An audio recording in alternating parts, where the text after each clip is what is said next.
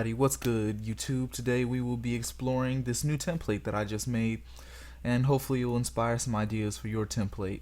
For those who don't know, I'm using the program Reason 8, and first things first, I will start with some foreign rack extensions that don't come standard. This rack extension right here is called Remark. It is a free rack extension from the Reason site, well, the Propeller Heads website, and it is used to divide up the rack and make it easier for you to organize everything. Color coded and everything. It has the basic colors. Pretty easy, simple to use. Alright, so here's how we got. Right now I have the place where I put my leads, pads, bass, drums, combinators with like the basic instruments. Some of them have the mixers already in them. The bass doesn't, because I usually only use one bass at a time, so I just left that one with that one in it. This one has a redrum in there. I usually use redrum. That's my preferred one, although I don't usually use the step sequencer, but that's a whole nother thing. After that, all of these, they go to their own individual buses. So anything in the lead synths in the blue will go straight here. Anything in the pads goes there. Bass goes there. Drums go there. Alright, then what I do is I take all the non-drums and I put them into their own bus in order to compare them to my drum bus. That makes it easier for me to compare levels, make sure all the synths and pads and things aren't too high and over the drums, because you want the drums to kind of kick through. After that, I send them into what's called Pre-Master 1. And this basically aggregates everything into one. All these into one. And what I did was I created 3 parallel channels, which then split them up based on the frequency. But first, with the pre-master, what I did was I set it to negative 18-ish, so it doesn't interfere with these 3 parallel channels. The first parallel channel is for the low end, anything below 200 hertz. So what I did was I put a stereo imager in here, the X over frequency set to 200 hertz, and I made sure to solo the low band, so thus only anything 200 hertz or below plays. I left this at full volume. I then made a bus for the mid ranges, where I then set a parametric EQ on the frequency of about 1.1. How I came up with the 1.1 kilohertz number was I took the 200 kilohertz, added it to 200 hertz, then divided it by 2, and that way that's how I figured out where the bandwidth was centered on for the mid range. And let's see, I made sure to put a low shelf and a high shelf to shelf out all the extra frequencies from everything, because they still exist in the low end here and also in the high end up here, which I'll show you what that is. And for the high end, I just have a stereo imager in here. I make it a little bit wider. I also solo the high band, and the X over frequency is set to 2 kilohertz.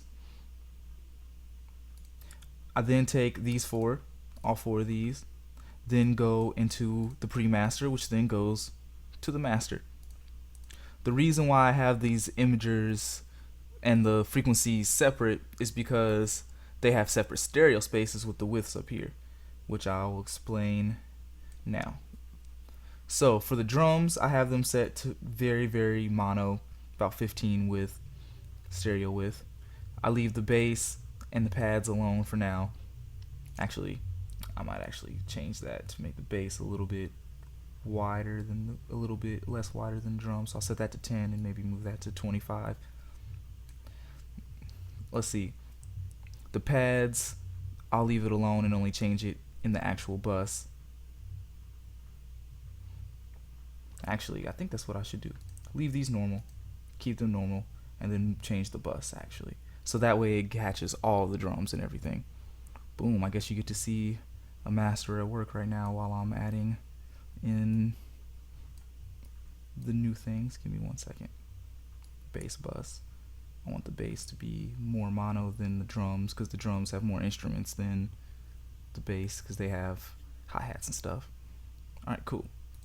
And then the non-drums, I'll let them be their normal width. I won't mess with the width any. So here's what we got so far.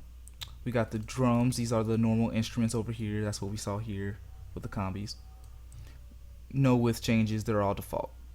Next up, I have the buses for which these instruments go into, with the bass being the most mono, the pads being the most wide, the leads being about even with the drums. Actually, I'll make that a little wider then because I don't want it to be exactly even with the drums. Move these pads out a little bit more to give it more space in the stereo. And then all four of these, except for the drums, of course, I mean these three, excuse me, go into the drums, non-drums. I'm sorry. As you can tell, this is not scripted, but I'm not gonna retake this one taking it.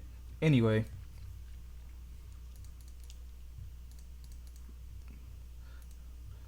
after they do that, they go into the pre-master, which I made extremely mono.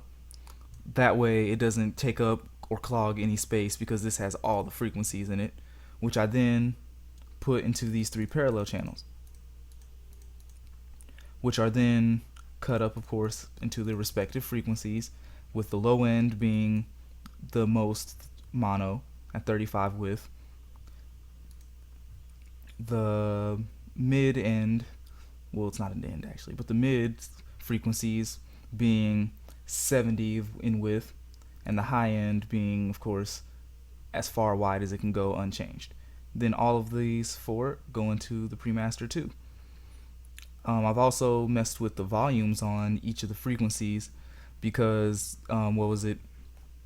as you go up in frequency, we hear them relatively higher. So something at the same volume at, say, 20,000 kilohertz will not sound the same loudness as the same volume at 20 hertz. So I leave the low end alone. I leave the low end alone. I then move the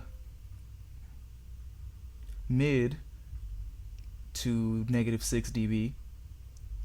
I then move the high end negative 12 dB, and then I move the pre-master negative 18 dB.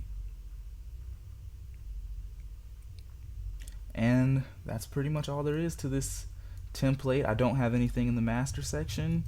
I usually leave that by ear or whenever it comes. But yeah. And that's my template.